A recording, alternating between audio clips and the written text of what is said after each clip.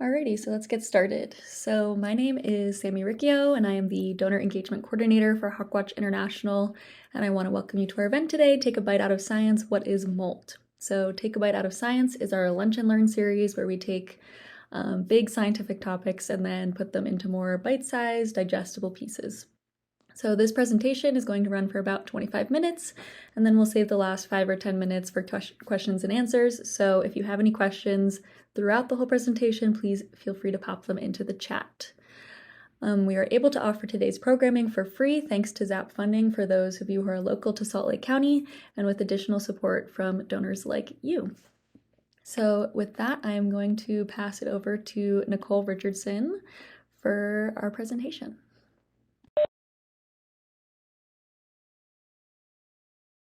Oh, you're muted, Nicole. Sorry about that. Hi, everybody, and thank you, Sammy, for the introduction. And thanks to all of you for joining me today to talk about an important subject that I find very fascinating myself, and that is molt. Specifically, we'll be talking about molt in raptors. So for those of you who are new to Hawkwatch, maybe this is your first lunch and learn or you recently heard about us somewhere, our mission is to conserve the environment through education, monitoring, and scientific research on raptors as indicators of ecosystem health. Molt, which is the process through which birds replenish their feathers and their plumage, is a really significant component of this scientific research because it's a really big event in their lives, and it enables us to better understand many aspects of their biology.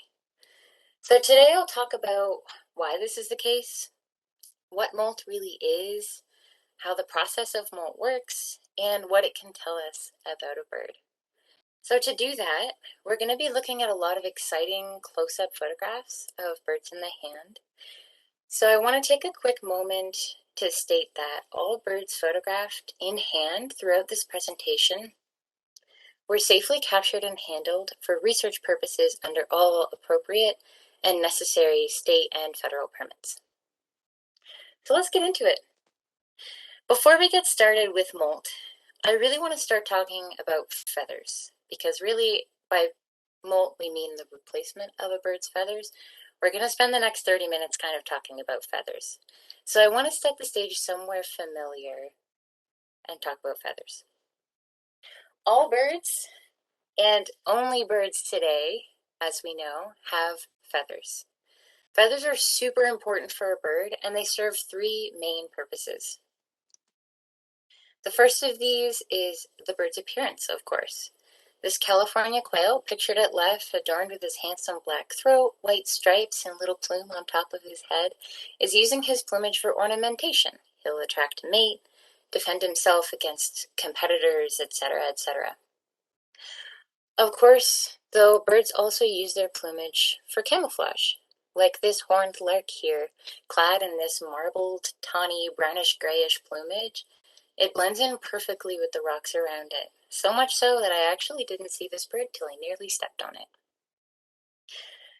Birds may also use their plumage, though, to sneak up on prey. A predator like this snowy owl at center here might use its white plumage to sneak up on a mouse in a snowy field in the wintertime. But here, pictured having a snooze on a rock by the lake shore on a frigid winter day, the snowy owl is using its plumage mostly for thermoregulation.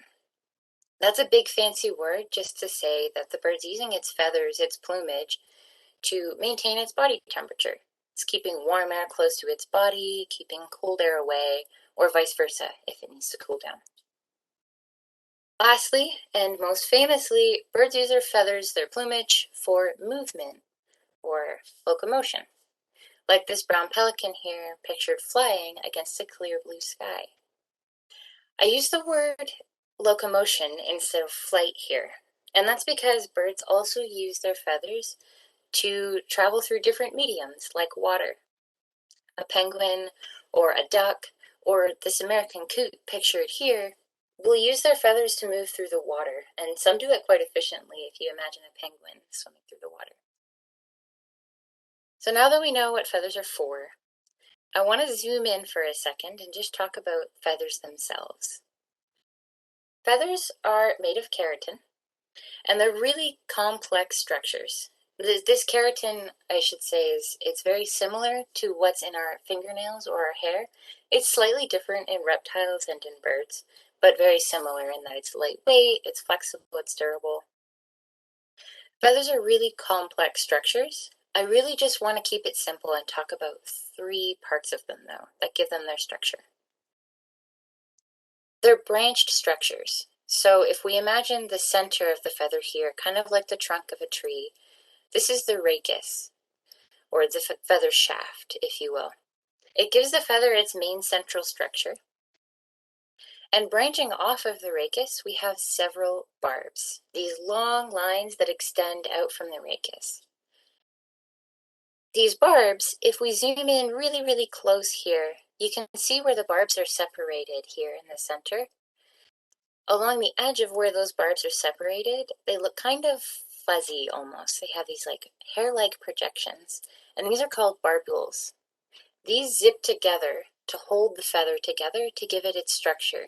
And when the barbs and barbules are all locked in place, you get a single neat feather that holds that typical feather shape. And one last thing before we jump into the definition of molt and the rest of the details, I want to talk about 3 main types of feathers. The first of these are wing feathers, or they're also called remiges. Like the feather that we saw in the previous image, that was a close-up of a flight feather on a hawk. These wing feathers are for flying, for generating lift and thrust. So because they withstand the weight of the bird as it's flying, they have a strong and rigid rachis, that central feather shaft. They're usually curved and variable in shape. They're fine-tuned perfectly for flight. Next are tail feathers, or rectrices. These are mostly for steering. A bird doesn't necessarily need its feathers for flight, but they use its tail feathers for flight. They use their tail rather more like a rudder to help them steer when they're moving through the air. Because they also withstand the weight of the bird as it flies, they have a strong and rigid rachis as well. But they're usually straight. They don't need a lot of curvature or fancy stuff to help them do what they do. Last, we have body feathers. These are contour feathers. They're the most versatile and variable in function. If you've ever seen a wacky plume on a bird of paradise on a documentary, that was a modified contour feather. But with raptors, it's kept quite simple, and these are mostly just for protection and thermoregulation. These are the feathers that cover the bird's body, their face, their undertail, their coverts, etc. Because they don't really serve a lot of function in terms of holding the bird's body weight, they have a thin rachis, and the barbs and barbules are often loose and fluffy to help them hold air. So, that was a bit of information to start. Let's get to the actual definition of molt, which I touched on really briefly at the beginning. If you Google molt, this is the definition you're going to find. This is out of the Oxford Dictionary. Here we're referring to molt as a verb, and that is to shed old feathers, hair, or skin, or an old shell to make way for new growth. You'll notice this is a really broad definition. It applies to all kinds of vertebrate groups. I could be talking about a deer, a snake, or a fish here. But as we know, we're talking about feathers exclusively here, because only birds have feathers. And there's one unique thing about the definition of molt when we're talking about birds. Pictured at left here is the close-up on the front edge of a Swainson's hawk's wing. You'll see just to the right of my thumb is this little short feather that's concealed within looks like the center of a pen. That feather is currently growing. Someone might refer to this bird at left, or refer to this image at left, and say that this bird is molting. But by our definition, we know that feather's already been shed. There are 2 important rules about molt that make this not entirely incorrect. Once a feather is lost, it must regrow. So once a feather is removed from its follicle, a new feather will grow in its place. And once a feather starts growing, it can't stop. A feather can't stop midway through growing. It has to complete its process before anything else, unless there is some kind of developmental inhibition to this, if the bird has some kind of issue that prevents it from doing that. Unlike most things in biology, there are no exceptions to this, really. These two rules always hold true. So when we're talking about molt, we really are talking about the whole process of a bird losing its feather all the way through to replacement. So before we go much further, I want to talk about why birds molt real quick. When fully grown, feathers are dead structures. So if you imagine you slip while you're preparing dinner one evening and you cut your fingernail, your nail will regrow from the nail bed. It will repair itself. Feathers don't work like this. If a feather becomes damaged, it's unable to repair itself. They cannot be repaired continuously. This means that they're vulnerable to fade and wear. Feathers are always exposed to the sun. They're really vulnerable to fading while they're being exposed to the sun, just like how you get a tan. And they're also really vulnerable to wear. Birds, as they're flying, are encountering dust and sand. Imagine a bird in her nest, or a male sitting on a nest and incubating eggs or brooding young. They're rubbing their feathers up against branches and twigs, and all of that wear is going to accumulate. Feathers can only be replenished and repaired through molt. Remember, our definition refers to feather loss. The whole feather must be removed before it can be regrown. And we can see this quite clearly in all kinds of different feathers. So we have this red-tailed hawk wing up close here, and I'm indicating this one feather here. The tip is almost completely chopped off of this feather. You can see the rachis has been cut, and the barbs and barbules are frayed and worn away. This feather is not really serving its function in this state. This feather needs to be molted and replaced before it regains its full function. So let's have one more close-up look at this.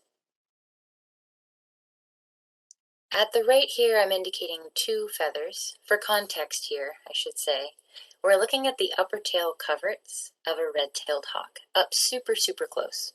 So down below, we would be looking at the bird's tail. You can just see the bits of red at the corners of the image. And up above, we would be looking at the bird's back. I've zoomed in on a handful of feathers here so we can look really close at these contour feathers or body feathers. These two at right are a dark blackish brown color. The barbules are really neatly arranged. And you can see that although the tip is a little bit fluffy here, it's nicely colored and the edges are quite smooth. If we look at this next pair of feathers right next to it here, you can see they're like a stale chocolate brown, sort of. And the barbs and barbules are very worn away. You can see some of these barbs have gaps that come all the way up to the rachis in the middle of the feather. These aren't serving their function as well either.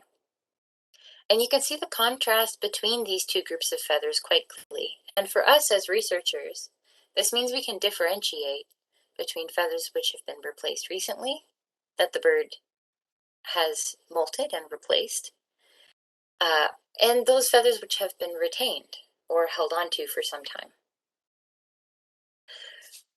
So how do birds molt? I showed that image in the definition slide on molt, but how does this process actually happen?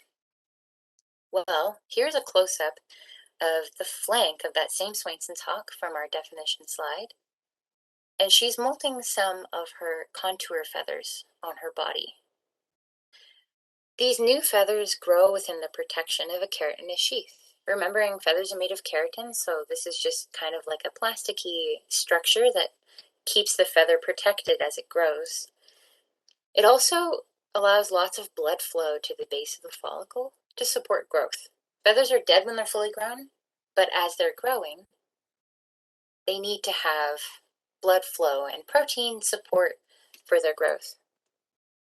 The sheath then breaks to release a new feather. So you can see at the base here is the sheath, and it's broken about halfway, and we have a new feather coming out. So shortly, that sheath will be gone completely and we'll be left with a brand new feather. So now that we know how a single feather is molted, from its loss through to its regrowth, how does a bird replace all of its feathers? Well, it depends, like most things in biology, and the answer is quite complicated, but we'll keep it simple here. Some birds, such as waterfowl or penguins, they temporarily lose the ability to fly or swim to molt all of their feathers at once. You can imagine this is quite difficult for a bird. Penguins and waterfowl have to cope with increased predation risk. They can't forage during that time. But many groups of birds, including raptors, must be able to fly, even while they're molting. This harrier, this adult male northern harrier, pictured at left here, flying through this clear blue sky, he hunts on the wing. He can't afford to be unable to fly at any point in time, or he wouldn't be able to forage for prey. So, fortunately, owing to the complex beauty of evolution, each feather grows independently from its follicle. This means feathers can be replaced individually, and this enables birds to replace feathers gradually to maintain the ability to fly during molt. Feathers may be lost one by one, each feather molting once the previous feather is partially grown. So right here we have a close-up of a red-tailed hawk wing, and there are two feathers here which are growing.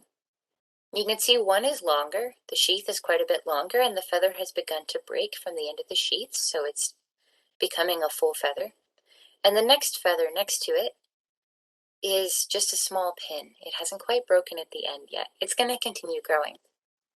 This sort of cascade of molt means that one feather has often begun to function a little bit and help the bird fly before the next one is fully grown, and so on and so on. So, let's look at the big picture of a whole wing. This process is pretty complex, but I'm going to break it down into some simple parts and keep it easy, I promise. The flight feathers of a wing are divided into two sections. I want to talk first about how we name different parts of a bird's wing before talking about how different feathers are replaced. These outer 10 feathers here are called the primaries. Birds either have 9 or 10 primaries. All raptors, owls, falcons, eagles, hawks have 10. They're anchored to the outer bones of the wing. They're named such because they're anchored to the hand of the bird's wing, if you will. The bones that the primaries are anchored to are very analogous, homologous even, to the feather or the bones in your hand. So these feathers are extremely fine-tuned for subtle adjustments. They're really flexible. Imagine a rough-legged hawk or an American kestrel hiding on the wing, holding its head and focus perfectly still on its quarry in spite of the chaotic breeze around it. It's making all of these remarkably fine-tuned adjustments using the primaries, or the hand of its wing. These inner flight feathers are called secondaries. They're anchored to the arm bones of the wing, so the ulna, humerus, and radius, the same bones that you'd find in your own arm, and they're great for lift. The number of secondaries on a bird's wing are quite variable. So small songbirds might have 9. Large albatrosses will have upwards of 20. So how does a bird molt all of these feathers? Well, there is a sequence to it. All birds will replace these flight feathers in an ordered sequence. And generally speaking, there's a lot of variation in this process here, but I'll keep it simple. There are start points in the wing where molt will begin. So in many birds, including hawks and eagles, this pictured here, by the way, is a Swainson's hawk. This start point will be in the middle of the wing, at the first primary and the first secondary. So it'll then replace its feathers out from there in an order. Now, it gets a lot more complicated when we talk about falcons or owls. They'll start replacing their feathers at different points in the wing, but we'll just keep it simple here and leave it at this. Before I continue, though, it's important to remember that birds can't replace too many of their feathers at once, or they lose the ability to fly or to fly efficiently to hunt. So many raptors will have multiple start points throughout the wing. So, what does all of this mean, and what can this tell us about a bird? Well, molt is a really significant event in a bird's life. And I'd just like to tell a story about this bird's life here. Feathers require a lot of energy and time to grow. I emphasize the word time because regardless of the amount of energy available, so no matter how much prey a raptor has, no matter how good it has it, the rate of feather growth is relatively limited. It can't just replace its feathers faster. And we know that it can't replace too many feathers at one time because big gaps in the wing are a big problem. It can't fly if it has too many gaps or too big of gaps. So this is a problem for large birds, and a big problem at that. How big? Well, a single primary of a golden eagle takes up to 65 days to grow. That's over 2 months. What does this mean in the life of a golden eagle? Well, here we have a circle, and this for us will illustrate the cycle of a year in the bird's life. We'll start in the winter time, and we'll be talking here about our golden eagle pictured at right, flying through a blank sky. Let's say that our golden eagle winters in northern New Mexico. It's winter time, and she has to move. In her case, she's going to migrate. I say move because not all birds migrate, but let's say our bird does here. She's going to fly all the way up to Alaska. Let's say she breeds on a cliff in north central Alaska here. She's going to arrive there in spring, and when she does, she's going to find a mate. She's going to build a nest. She's going to defend her territory, and she's going to breed. She's going to hang out here for the summer and raise an eaglet of her own.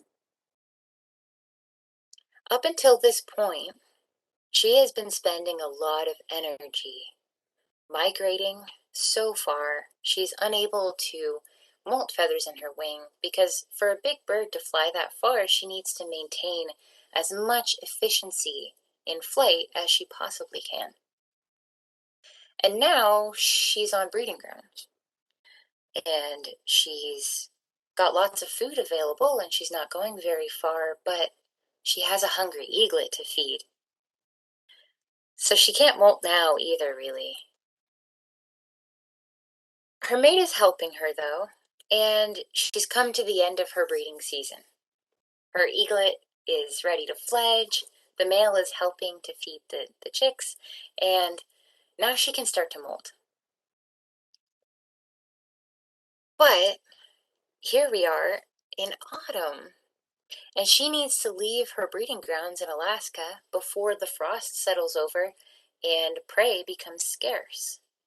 So she's going to start making her way back south again.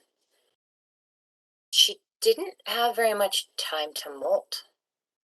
Maybe she had a couple of months hanging out between the time when her chick was old enough in the nest that, it could survive without food for a couple of hours at a time or more. But now it's autumn, and she needs to migrate again. So how will she replace all of her feathers? She won't, is the answer to that question. She won't replace all of her feathers in 1 year. She's going to retain some of her feathers until next year, which is why this sequence is so important of feather replacement. If she just replaced random feathers on her wing every year, she would eventually have some feathers that no longer functioned.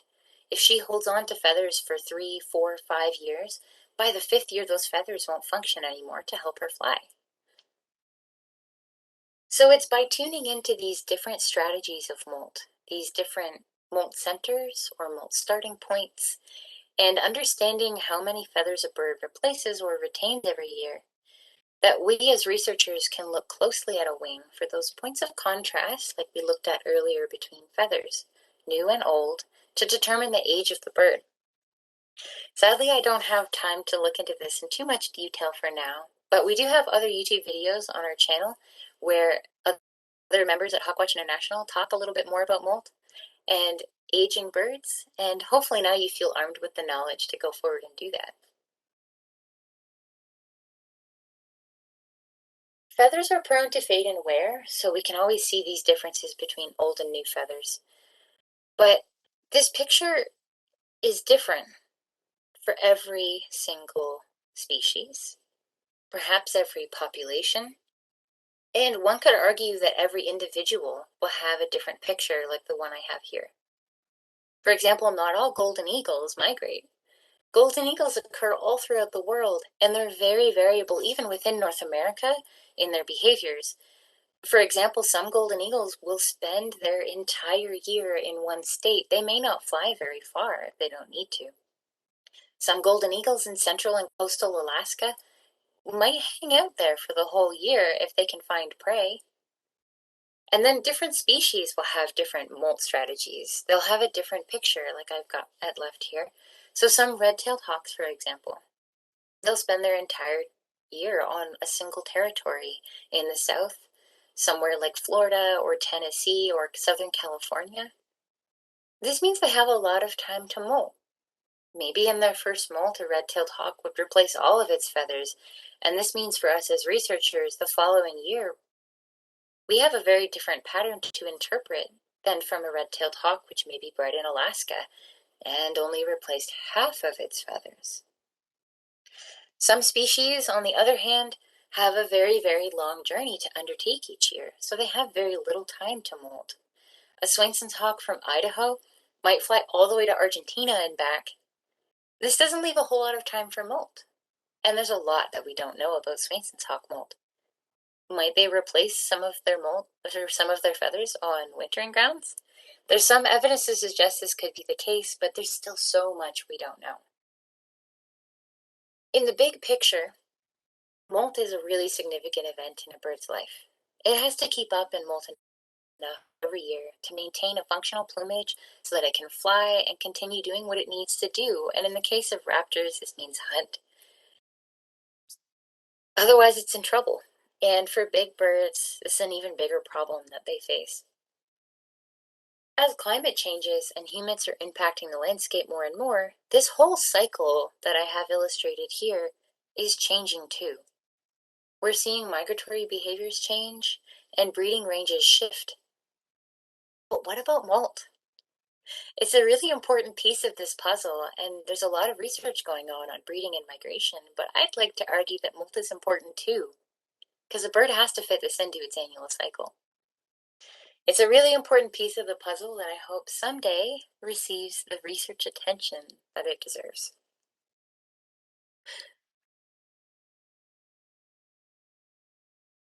So that's all that I have to that end. I'd like to open it up for questions now. Thank you, Nicole. So we have a few. So our first question is it common for raptors and other larger birds to have incomplete pre-basic molts? Yes, most certainly. So like with the illustration that I showed, the golden eagle is not able to replace all of its feathers in one year, so it's pre-basic molt, and that's the term for the molt it'll do every fall after it breeds, will often be incomplete. Great. So I have another question asking if there are other seminars or videos about aging raptors, and if there are any that Hawkwatch are doing, or if that we have any on our YouTube channel, which I can help answer this question if you need. Yeah, I do think that there are a few on the YouTube channel. There's one on aging raptors, I believe, and that was a little bit more of like a in-depth talk, but I do think answers the question. Yeah, I think there's one by Jesse Watson called Applied Raptor ID, and he goes a lot into aging. Um, we have a banding video, and I think we touch on molt there a little, but I don't think a ton. I'll also say our in-hand guide is a good resource too if you want to read something. There's lots of pictures and things like that showing molt, so I would recommend that too. Um, can you give a few examples of different species and how long it takes them to grow a primary? I can try, but there is very little empirical research on how quickly adult raptors replace their feathers, especially in wild settings. As you can imagine, that's really difficult data to get. It's often difficult to catch a raptor one time, let alone catching it twice to see how quickly its feathers are growing. There is some data, though. There are a few papers using captive raptors suggesting that budeos, so a red-tailed hawk or a Swainson's hawk, might take 40 to 45 days, sometimes 50, to replace a single feather. And you would expect that a smaller buteo, like perhaps a red-shouldered hawk or a broad-winged hawk, would take in the range of 25 to 30 days. Those are very vague numbers, though. We certainly need more research on that. I have another question asking, is molt painful? Penguins seem to be very unhappy during molt and won't eat. Is this different for raptors? I think that would be a tricky one to answer directly because I don't speak Raptor. So it's hard to ask them. It's hard to interpret pain in birds. Penguins seem so unhappy during molt because it's such a big process for them. Like I mentioned earlier, they molt everything all at once. So an important part of a penguin's life cycle is going out to sea after breeding to eat as much as they possibly can and get as fat as they possibly can. And then they haul up onto shore in a warm, relatively safe place, and they do what's called a catastrophic molt, which is kind of what it sounds like. They drop all their feathers, they're super vulnerable, and they do starve themselves during this time. So that's probably why they look so unhappy. They also look a little silly with funny hairdos. They've got bits of down sticking out here and there, which is a little atypical for them. That's great. I have a write-in question from someone who wasn't able to attend this event. So they're asking a question about red-tailed hawks. So they say that the juveniles all look pretty much alike with minor variations in their color, crop, and belly band. Are LA, like Los Angeles, urban raptors, like red-tailed hawks, don't seem to migrate, they stay close to home. I've seen some juveniles I recognize in the following spring and later with the same body markings as when they fledged. Are they molting each year and duplicating their original fledge markings? And what happens during the final molt to adult coloration, which will be totally different from juvenile? Is there an intermix molt before adult plumage is shown? I realize that's a long question, so there's also a second part to that, but I'll wait until you do that first. I think we can break it down now.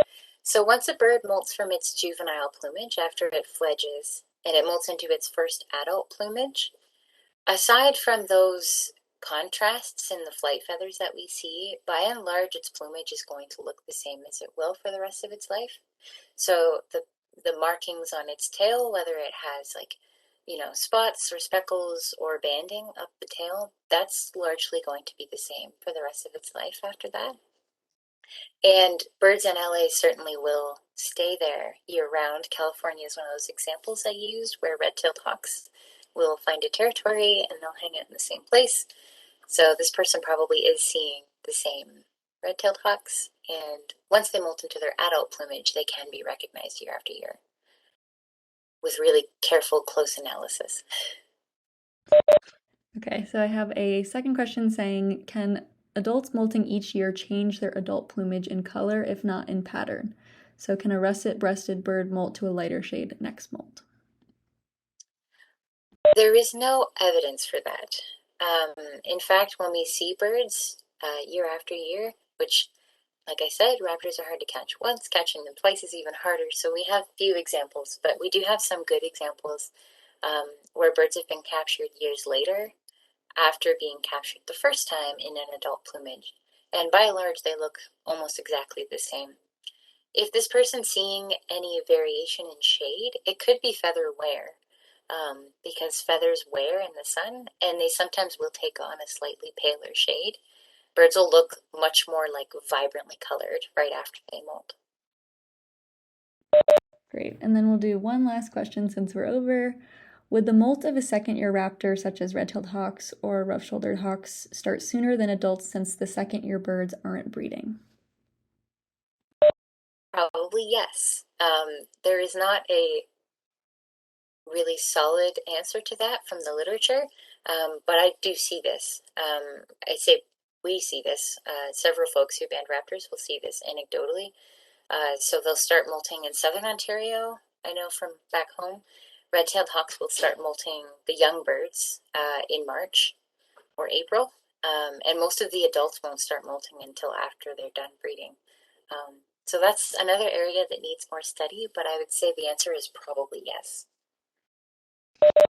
Great. Well, thank you so much, Nicole. This was super awesome. And thank you all for attending and hanging out with us today. Like I mentioned, this event is recorded and going on our YouTube channel, and I linked that in the chat. Yeah, thank you so much, everybody, and have a good day. Thank you. Bye.